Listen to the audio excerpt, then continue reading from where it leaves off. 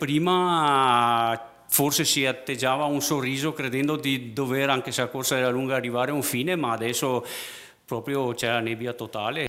Così ai nostri microfoni lo sconforto e la preoccupazione di Massimo Pasqualin, uno dei tanti risparmiatori coinvolti nel crack delle popolari venete, che dopo aver lottato per ottenere i rimborsi ora sta combattendo contro la burocrazia e il portale del fondo indennizi, sito creato ad hoc per facilitare l'iter, ma che si sta rivelando un ostacolo difficile da superare. Chi voleva farla da solo, secondo noi deve stare molto attento, perché ci sono grossi problemi e grosse insidie anche per il primo binario. Dalle associazioni, dunque, un consiglio. Di farsi assistere da associazioni che si sono organizzate per sopperire tutte le problematiche che purtroppo ce ne sono.